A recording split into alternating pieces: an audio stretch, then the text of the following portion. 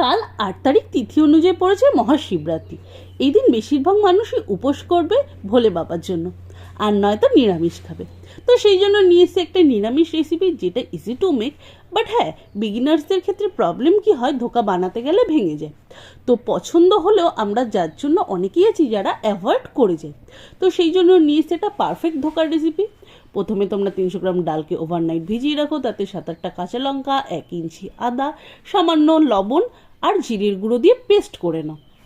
এরপরে কড়াইতে তেল গরম করো, তাতে ভালো করে কষিয়ে নাও যতক্ষণ আঠালো ভাব না আসছে। এরপর প্লেন সারফেসে মেলে রাখো, ঠান্ডা হতে দাও। ঠান্ডা হলে বরফি আকারে কেটে নাও, এই পর্যায়ে ভাঙবে না। এরপর কড়াইতে তেল গরম করো, সেটাকে ভেজে নাও।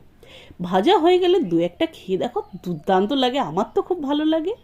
এরপরে তোমরা এটাকে রান্না করতে পারো টমেটো দিয়ে কারি বা আলু দিয়ে তরকারি, যে কোনোভাবে রান্না করে ভাত বা রুটির সাথে সার্ভ করতে পারো।